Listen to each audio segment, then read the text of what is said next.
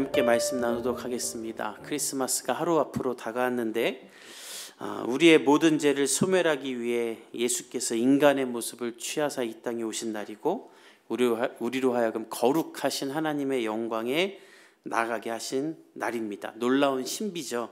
신이 인간이 되어서 우리 가운데 거한다. 이 부분에 대해서 내일 더 구체적으로 나누겠지만 더러운 인간 세상에 깨끗한 거룩하신 주님이 이 땅에 왔다는 것은 정말로 놀라운 일이고 우리의 이성으로는 생각할 수 없는 큰 축복입니다. 그런데 안타까운 것은 우리의 죄를 소멸하기 위해 이 땅에 오신 그 예수님을 기념하는 이 날에 아이러니하게도 인간은 죄를 가장 많이 짓는다는 거예요. 아마 오늘 밤 사단은 춤을 출 겁니다. 죄를 소멸하기 위해 자기 몸을 내던지신 예수님을 아주 무색하게 할 만큼 사람들은 오늘 밤 밤을 새며 술을 마시고 들어갈 틈이 없을 정도로 클럽에 들어가서 모든 음란함과 더러움과 추함을 취할 것입니다. 오늘 성령이 형제가 대구에 공연이 있어서 가는데 저는 어제 간 줄 알았더니 오늘 아침에 새벽같이 간대요. 그래서 왜 그러냐 했더니 호텔이랑 리조트가 다 너무 비싸고 만실이 돼서 그 유명한 가수가 그 큰 공연장에서 공연하는데 스태프들을 오늘 아침에 보내야 되는 그런 날이라고 합니다. 하나님께서 인간의 모든 죄를 소멸하기로 계획한 날 사단은 인간으로 하여금 더 많은 죄를 짓도록 하게 되죠. 그런데 놀라운 것은 예수님은 그럼에도 불구하고 변함없이 우리를 사랑한다라는 거예요. 오늘 본문이 바로 그 예수님의 사랑을 나타내는 본문입니다. 우리 이 본문을 나눌 때 저와 여러분이 예수님의 사랑, 날 향한 예수님의 사랑이 얼마나 큰지를 깨닫는 그런 시간이 되기를 원합니다. 우리 11절에서 13절까지 한번 읽어보겠습니다. 시작. 나는 선한 목자라. 선한 목자는 양들을 위하여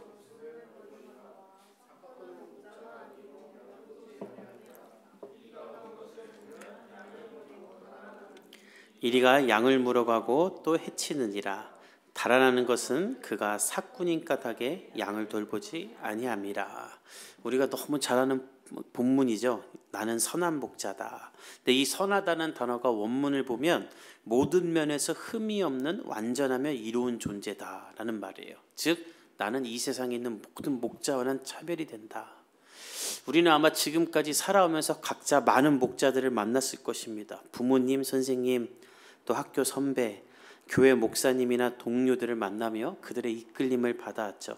근데 문제는 그 모든 사람들이 다 결함이 있었다는 거예요. 우리는 다 흠이 있고 완전하지 못한 연약한 존재들에 의해 이끌림을 당했습니다. 나이가 들어가면 들어갈수록 나를 사랑하긴 하지만 완전하지 못했던 부모님, 나를 위로해주고 내 옆에 있긴 했지만 결국 나와 같은 수준이었던 친구들, 의지하고 기대고 싶었지만 너무 멀리 있거나 바쁘거나 회피했던 목사님들, 우린 그런 사람들에게 이끌림을 왔기 때문에 이끌어는 주지만 만족이 없었죠. 성인이 되어 가족을 이루어도 마찬가지입니다. 예수님처럼 나를 사랑해 줄 줄 알았는데 나보다 11억 골을 넣은 손흥민에게 더 열광하는 남편, 엄마처럼 나를 돌봐주고 이해해 줄 줄 알았는데 엄마보다 잔소리를 더 많이 하는 아내, 천재인 줄 알았는데 잘할수록 걱정만 되는 내 아이들. 그러니까 우리는 늘 이런 결핍이 있는 거예요. 사랑은 받지만 완전한 사랑은 없고 나를 다 채우지 못했죠. 그래서 고마운데 아쉽고 사랑하는데 또 밉기도 하고 오죽하면 애증이라는 단어가 생겨났을까 싶습니다. 그래서 우리가 예수님을 오해할 수가 있는데 보이지도 않고 느껴지지도 않으니까. 그러나 우리를 사랑하는 예수님은 선하신 분, 완전하신 분입니다.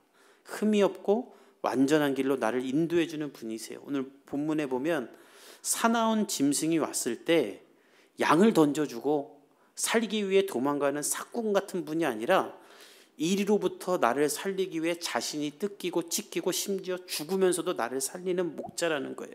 이것이 이 세상의 다른 신과는 차별되는 예수님입니다. 이 세상의 모든 신들은 다 전능하다고 하죠. 있지도 않는 허구이며 인간이 만든 신이기에 할 수 있는 대로 최대한 확장을 시킵니다.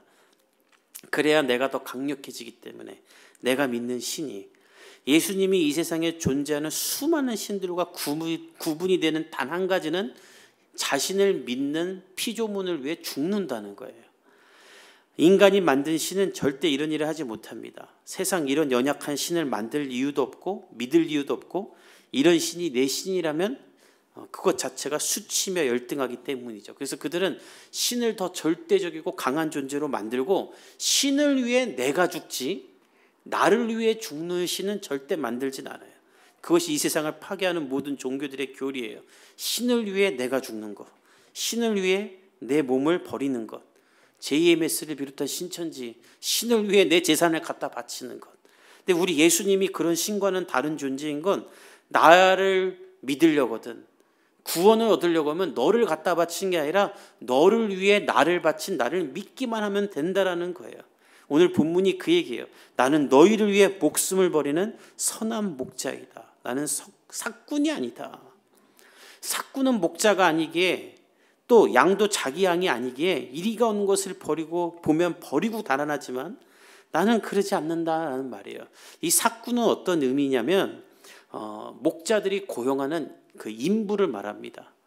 이 삭군이 꼭 필요해요. 왜냐하면 양을 먹이고 이런 거에는 삭군이 필요하잖아요. 제가 오래전에 독일에서 유학생활할 때 보쿰이라는 도시에 살았거든요. 이청용 선수가 잠깐 뛰었던 아주 조그만 대학 도시인데, 저랑 친한 두 형제가 이 보쿰의 외곽 도시에 살았어요. 그래서 제가 외로우면 그 집 가서 하룻밤 자고 그랬는데, 시골 마을인데 자고 이렇게 버스를 타고 나오는데 버스가 멈추는 거예요. 신호등도 없는 시골 마을인데. 그래서 왜 멈추나 했더니 한 허름한 아저씨가 와서 길을 물어봐요. 버스를 세우고. 아니, 이 말도 안 되는 시간을 맞춰서 진짜 1분까지도 다 맞추는 독일 버스가 왜 이 지나가는 행인 때문에 섰나 했더니, 이 행인이 길을 물어봐요. 또 버스 기사한테.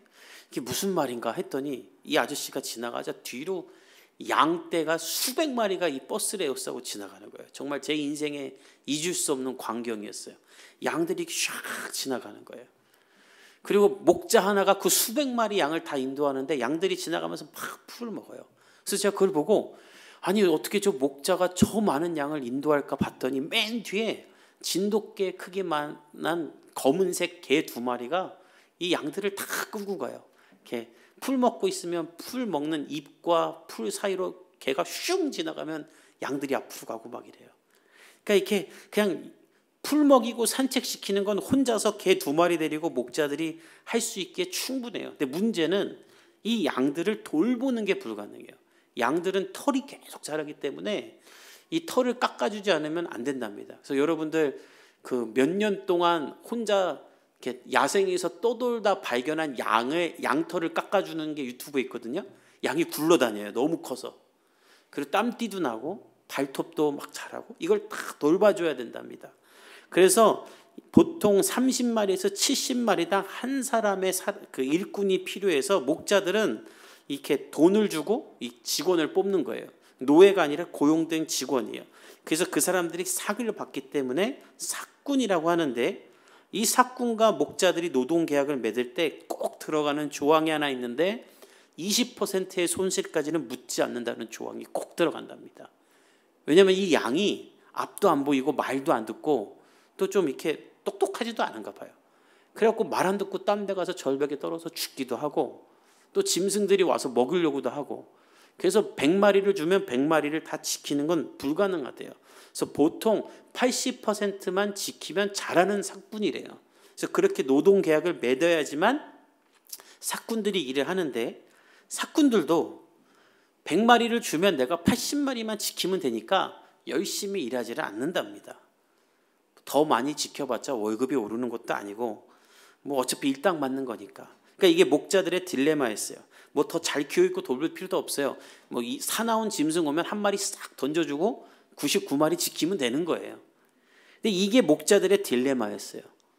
이렇게 고용을 해버리니까 정말 80마리만 딱 남기는 거예요. 빼먹기도 하고.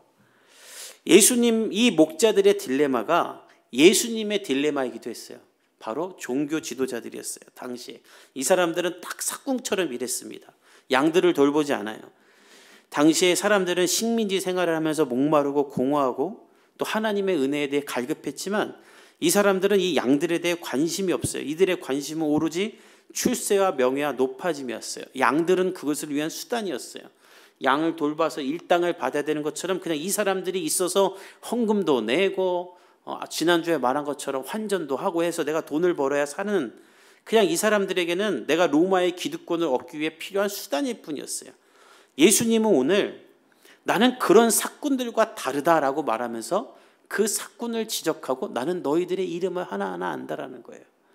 근데 예수님의 이 말씀이 지금 우리에게 어떤 의미가 있냐면, 안타깝게도 우리 시대에도 이런 사꾼과 같은 사람들이 너무나 많다라는 거예요. 제가 개척을 하고 저희 교회 성도가 아님에도 장례 예배를 드리거나 또 병원 신방을 간 적이 여러 번 있습니다. 제가 왜 우리 교회 성도가 아님에도 거기 가는가? 요청이 왔기 때문에 가는 거죠. 그럼 다른 교회 성도들이 왜 저한테 요청을 하는가? 그분들이 다니는 교회 목회자들이 안 가는 거예요. 너무 큰 교회를 다니니까 이게 다 일인 거예요. 누굴 위로해 주러 가거나 걱정돼서 갈 필요가 없어요. 멀다고 안 가는 교회도 있었고 바빠서 안 한다는 교회도 있었어요. 또 그 성도들도 아예 연락을 안 해요. 그래서 왜 연락을 안 하냐 했더니 안 친한 거예요. 이 목사님하고 성도하고 안 친해요. 더 나아가 같은 교회인데 사실 이름도 몰라요. 그냥 행정상으로 등록된 큰 교회고 그 목사님도 행정상으로 내가 담당하는 성도지 그냥 무슨 동사무소에 있는 우리 집 담당 공무원처럼 서로 이름도 모르고 관계도 모르고 커피 한 잔 마신 적도 없어요. 그러니까 불러봤자 편하지도 않고 어색하고 진심도 없고 그러니까 안 불러요. 그러면서 연락 오는 거예요. 뭐 저랑 친하니까 진화 목사님이 그냥 와주시면 좋겠어요. 그래서 제가 가서 하는 거예요.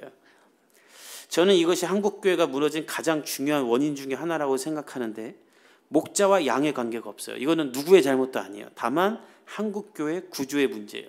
그래서 이런 목자와 양의 관계 때문에 사람들이 예수님까지도 오해해요. 예수님을 부르질 않고 예수님을 좋은 목자로 여기지 않아요. 예수님은 그런 우리에게 말하는 거예요. 나는 결핍이 있는 너희들이 만났던 그런 사꾼과 같은 목회자들이 아니다. 나는 결코 너희를 그렇게 대하지 않는다. 그러면서 14절과 15절에 이런 말씀을 하세요. 우리 한번 같이 읽어봅시다. 시작. 나는 선한 목자라. 나는 내 양을 알고 양도 나를 아는 것이 아버지께서 나를 아시고,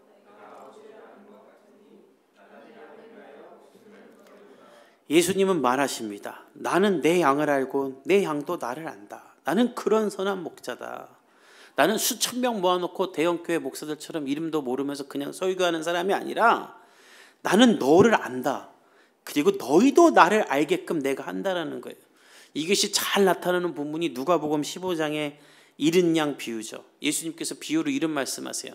만일 100마리 양이 있는 사람이 한 마리를 잃어버리면 나는 99마리를 놓고 그 한 마리 양을 찾으러 간다. 그러니까 이건 말도 안 되죠.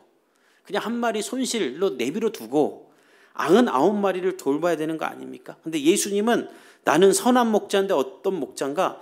99마리의 손실을 각오하고도 그 한 마리를 나는 찾아가는 목자라는 거예요. 왜냐하면 그 한 마리는 내가 아는 양이기 때문에. 그 한 마리는 그냥 어떤 이렇게 매출과 손익과 손실로 따지는 그런 게 아니라 그 한 마리 잃어버린 양은 태어날 때부터 내가 어미에게서 받았던 양, 내가 이름을 지어줬던 양, 내가 털을 깎고 사나운 짐승이 올 때는 목숨을 던지며 지켜냈던 그 한 마리의 너무나 중요한 양, 내가 알고 있는 양이기에 나는 그 한 마리의 양을 포기할 수 없는 목자다라는 거예요. 이 예수님의 사랑이 바로 저와 여러분에게도 있는 줄 믿습니다. 예수님은 여러분을 복음의 교회 성도 하나로 여기는 것이 아니라 여러분 한 사람 한 사람의 이름을 알고 여러분을 찾아가고 여러분이 힘들 때, 외로울 때, 길을 잃을 때 여러분을 찾아가는 선한 목자이시며, 그 예수님이 오신 날이 바로 크리스마스인 거예요. 이 크리스마스를 맞아 저와 여러분이 선한 목자 되시는 예수님을 바라볼 수 있기를 축복합니다. 특히 여러분의 인생에 선한 인도자가 없었다면, 그래서 결핍이 있고 부족함이 있고 어디로 가야 할지 모르는 답답함이 있다면 이 예수님을 알기 위해 더 가까이 가기를 간절히 축복합니다. 그리고 예수님을 붙잡고 사는 거예요. 안 그러면 맨날 낭떠러지 가서 서 있게 됩니다. 예수님 왜 저를 인도하지 않으셨나요? 그게 아니라 내가 예수님을 보지 않기 때문에 내가 서 있는 곳이 맨날 낭떠러지가 되는 거예요. 예수님은 나를 구원하기 위해 이 땅에 오신 분, 나를 구원하기 위해 십자가에 달려 죽으신 분입니다. 그 여러분을 위해 누군가가 죽은 거예요. 여러분 어떻게 그 사람이 안 궁금할 수가 있겠습니까? 예수님이 나를 위해 죽었다는 걸 안 믿지 않는다면 궁금하지 않을 수가 없어요. 저는 여러분이 예수님을 보고 예수님의 가르침을 따르며 살기를 간절히 축복합니다. 그러면 선하신 주님이 여러분을 인도하실 거예요. 아주 흠이 없을 정도로 완벽하게 인도하실 거예요. 그리고 그 예수님을 경험하게 되면 여러분의 인생의 모든 상황을 넘어 거침이 없이 앞으로 나아갈 수 있게 됩니다. 최근에 이재철 목사님께서 목회자들을 위한 강의를 하면서 이런 강의를 하셨어요. 목사들 중에 요즘에 특히 젊은 목회자들 중에 먹고 사는 것으로 너무 고민을 많이 하는 사람들이 있다. 그래서 투잡도 하고 그런 목회자들이 있다고 들었다. 그러면서 이런 말씀하셨어요. 그렇게 먹고 사는 것이 걱정이 되면 목회를 하지 말아라. 하나님이 먹이시고 입히실 것을 바라보고 나를 인도하실 것을 보며 자족하며 사는 것이 목사다. 그리고 그걸 경험해야 성도들에게 말할 수 있지 않겠느냐. 넉넉하지 못하게 부족하게 살고 그때마다 하나님이 채우시는 것을 경험해라. 그리고 목회자의 자녀들도 그 하나님을 경험하며 살도록 내버려둬라. 이렇게 말씀하셨어요. 저는 그 강의를 듣고 너무 위로를 받고 은혜를 받았는데 그 강의 후에 난리가 났어요. 투잡 뛰고 쓰리잡 뛰는 목사님들이 온갖 항해를 다 올리기 시작했어요. 목사님이 우리 마음을 아느냐. 우리는 교회를 지키기 위해 목회를 하기 위해 일주일 내내 힘들게 일하고 주일에도 일한다. 우리는 성도들의 삶을 알기 위해 일한다. 게다가 이게 이재철 목사님은 사실 은퇴하시고 너무나 청렴하게 사시긴 하지만 아내분이 출판사도 운영하셨고 책 쓰면 돈도 많이 버시고 또 아들들은 너무나 잘 나가는 연예인들이 됐어요. 그러니까 이분은 사실 그런 걱정이 없어요. 여러분 저는 이승윤 그 사람이 둘째 아들인가 그래요. 그러니까 이 어려운 목회자들이 막 항의글을 쓴 거예요. 목사님은 그러니까 그렇게 할 수 있죠 하면서. 저는 그 이중직하는 목사님들의 마음을 압니다. 그리고 절대 비난하지 않아요. 하나님이 나에게 주신 사명이 있기 때문에 그 사명을 감당하고자 일까지 하고 너무나 이렇게 사는 건 너무나 귀하고 훌륭하다고 생각합니다. 그러나 저는 이재철 목사님의 말에 또한 100% 동의해요. 왜냐하면 그게 지난 4년 동안 제가 경험한 것이기 때문이에요. 선한 목자 되신 예수님이 저를 책임지는 것을 저는 4년 동안 경험했습니다. 저도 정말 어려울 때 나도 쿠팡 배달할까? 기도원 가서 주중에 찬양 인도하면서 용돈 벌까? 이런 생각 수도 없이 했습니다. 정말 하려고도 했고. 그러나 안 한 이유가 두 가지가 있어요. 성도가 30명밖에 안 되지만 우리 성도들을 위해 기도하고 연락하고 신방하고 교회 사무 행정 설교 준비 예배 준비 다 하다 보니까 시간이 도저히 없어요. 이건 뭐 100명 모이나 200명 모이나 시간이 똑같아요. 그리고 두 번째, 제가 신학교 다닐 때 존경하는 교수님께서 이런 말씀하셨어요. 목사는 성도의 헌금으로 먹고 살아야 한다. 일부 목사들이 나는 떳떳하고 싶다면서 사례를 안 받고 내가 돈 벌어서 설교하겠다고 하는데 또 돈 받기가 미안해서 사례 안 받고 설교하겠다고 하는데 그건 틀렸다. 왜냐하면 첫째, 성경이 그렇게 말하지 않고 둘째, 성도들이 주는 것으로 먹고 살아야 목사도 성도에게 고마운 것을 한다. 성도만 목사에게 고마운 게 아니라 목사들이 성도들에게 고마운 것을 모르니까 타락하고 왕이 되고 함부로 목회를 하는 것이다. 성도에게 고맙고 감사해야 성도들을 신방하고 돌보고 그들을 위한 말씀을 정성스럽게 준비하게 되고 간절히 기도하게 된다. 목사가 성도를 살게 하듯이 성도가 목사를 살게 하는 것이 되어야 그 교회가 건강하다. 어쩌면 이것이 레위 지파에게 유산을 주지 않은 하나님의 목적일 것이다. 저는 이 말에 동의해서 정말 심각하게 돈이 없어도 하나님 앞에서 머물기만 했어요. 근데 그때마다 하나님이 놀랍게 먹이고 채우시고 또 다른 데 가서 설교하기도 하고, 제가 이 부분에 대해서 여러 번 간증했기 때문에 여러분들 잘 아실 겁니다. 그래서 돈보다 하나님을 더 바라보기 시작했고 하나님 앞에 더 기도하기 시작했고 하나님이 나를 먹게 살고 한다는 것을 보며 나아갔어요. 그때마다 선한 목자 되신 예수님이 기가 막히게 채우셨어요. 그 결과 어떤 일이 일어나는가? 저뿐만 아니라 제 아내도 믿음이 성장하고, 저뿐만 아니라 우리 아이들도 믿음이 성장하고, 저뿐만 아니라 제가 이것을 경험함으로 여러분에게 이것을 설교할 수 있는 능력이 제 안에 생긴 거예요. 어쩌면 하나님은 저에게 이런 일을 경험하게 하신 이유는 딱 하나예요. 제가 자신 있게 여러분에게 말하라고 하신 거예요. 여러분의 인생에 예수님이 선한 목자가 되사 채우고 인도하시고 붙드실 줄 믿습니다. 이것을 경험하는 거예요.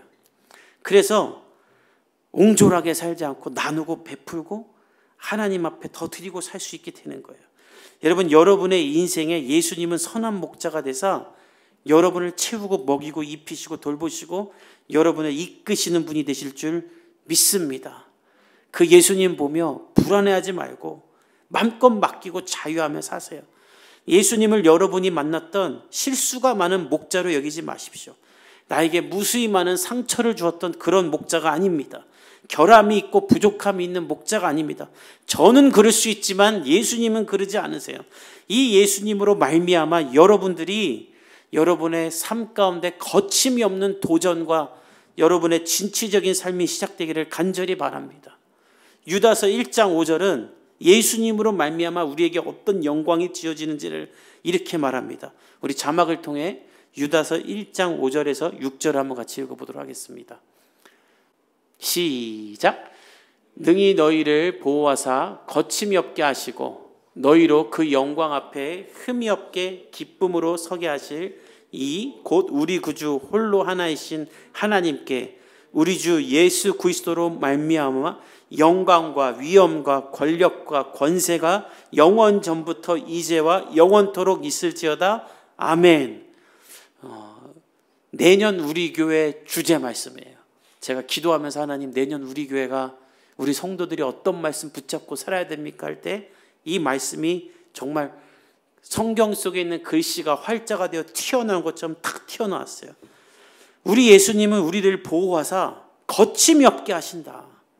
우리 예수님은 하나님의 영광 앞에 흠이 없이 기쁘게 기쁨으로 서게 하실 분이다. 우리 구주 홀로 하나이신 하나님께 우리 주 예수 그리스도로 말미암아 우리는 영광과 위엄과 권력과 권세가 영원 전부터 이제와 영원토록 있음을 선포하게 될 것이다. 선하신 예수님으로 말미암아 여러분의 삶이 거침없이 나가게 되기를 예수님의 이름으로 축복합니다. 그리고 그렇게 될 줄 믿습니다. 그리고 또 하나 우리가 이 크리스마스를 기억하며 해야 될 일이 있습니다. 우리 16절에서 18절 오늘 본문 한번 같이 읽어보겠습니다. 시작. 또 이 우리에 들지 아니한 다른 영들이 내게 있어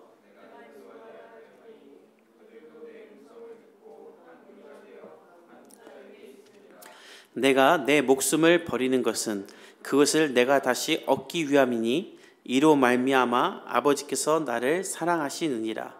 이를 내게서 빼앗을 자가 있는 것이 아니라 내가 스스로 버리노라.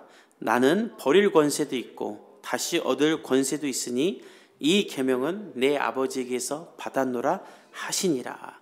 예수님은 오늘 나는 너희들의 선한 목자다라고 말씀하시면서 또한 어떤 말 하냐면 너희들에게만 선한 목자가 아니라 아직 예수님을 모르는 사람들, 심지어 예수님을 인정하지 않는 사람들, 오늘 이 밤에 예수님 오신 날 예수님은 아무 상관없이 죄만 짓고 있는 사람들에게도 예수님은 선한 목자가 되기 원하신다라는 말이에요.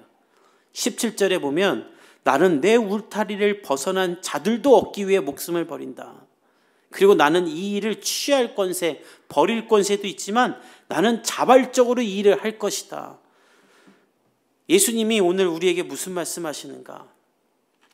예수님은 이 크리스마스에 예수님의 사랑, 이 예수님의 선한 목자 되심을 우리가 전하기를 원하십니다. 오늘 밤에 예수님과 상관없이 사단의 노예가 된 자들도 예수님은 여전히 사랑하고 구원하기 원한다는 거예요. 그래서 이 크리스마스를 하루 앞두고 우리가 꼭 해야 될 일이 있어요. 예수님의 사랑을 전하며 예수님께로 사람들이 돌아오도록 하는 일을 여러분들이 해야만 하는 거예요. 여러분, 내일 크리스마스 하루 남았는데 여러분 주변에 코로나 이후로 교회를 안 다니는 사람들이 분명히 있을 것입니다. 청년 때 같이 예배 드렸는데 예배 안 드리는 사람, 또 어렸을 때 함께 신앙생활 했는데 교회 안 다닌 사람 있을 거예요. 기도하고 크리스마스 안부 전화하면서 한번 연락해 보세요. 그리고 내일 우리 교회 크리스마스 예배 와라. 오후 2시 반이다. 낮잠 자고 와라.